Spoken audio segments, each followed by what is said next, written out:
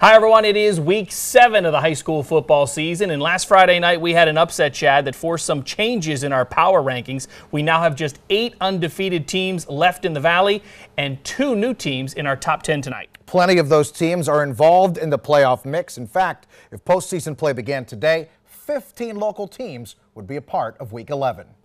We begin with one of 2 newcomers to this week's WKBN Power Rankings. At number 10, Valley Christian. It's the Eagles' first appearance in our power rankings. They're coming off a big win against Garfield in our WKBN Game of the Week last Saturday. The Eagles are 5-1 overall. Their only loss is to state-ranked Gilmore Academy, but that won't be the only state-ranked team that they will face. Both Rootstown and Mogador are also ranked within their conference.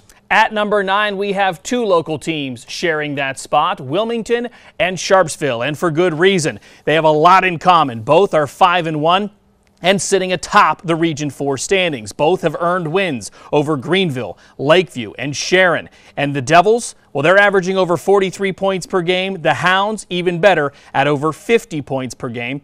And it will get very interesting in week number 8 when they play each other, which will be for the regional championship and could very well be our game of the week.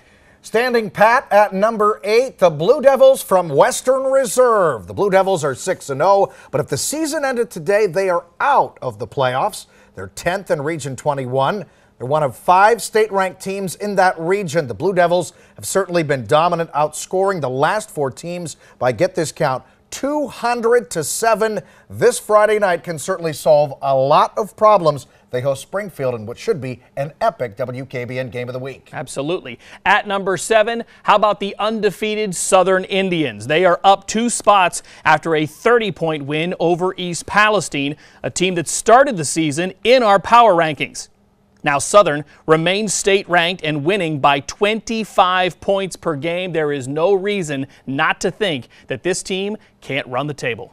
At number 6, Grove City. The Eagles in the same spot as they were 1 week ago. They are 6-0, and they have not lost a regular season game since October of 2016. They're certainly one of the top teams in all of Mercer County, averaging over 45 points per game. Defensively, they're allowing less than 11 points per contest. However, their biggest test of the season this Friday night, they will host defending District 10 champion Sharon. Should be a good one. At number 5, the undefeated Labret Vikings. They come in as the top team in Division 5, Region 17, and the number 4 ranked team in the entire state. They're coming off an impressive win against a really good Liberty team. They beat them by 37 points. Labret, also the highest scoring team in our valley right now. They're averaging over 54 points per game. Holding serve at number 4, the Blue Devils from McDonald. The Blue Devils are ranked number 9 in the state in Division 6. They're still perfect at 6-0 with no immediate threat. Their next 2 opponents are just 1-11 combined. I'm talking, of course, about Mineral Ridge and Sebring. That running game for McDonald continues to dominate. Alex Cintron is the Valley's first 1,000-yard rusher, and that's happened just 6 weeks into the season. The next big test will be Western Reserve in week number 9, and that's the same team that knocked them out of the playoffs a year ago. Moving on to number 3, the Hubbard Eagles, also undefeated and the number 3 ranked team in the entire state in Division 4. They're coming off their first shutout of the campaign, a 37-0 victory against Niles.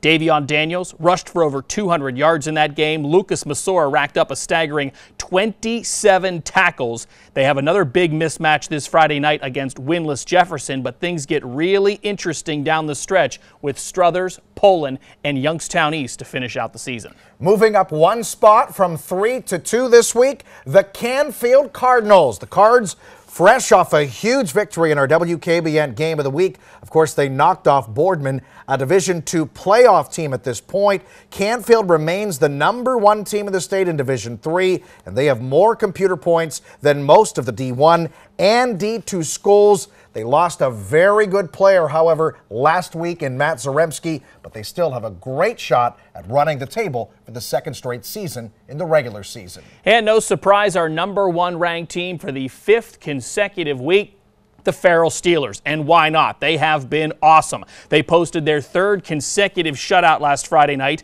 They have outscored their first 6 opponents by a combined 250 points. I don't think there's a team left on the schedule that can hang with them. Farrell is the #1 team in the state in Class A and the #1 team in our power rankings tonight. Make sure you check in next Wednesday for our Week 7 edition of the WKBN Power Rankings right here at wkbn.com.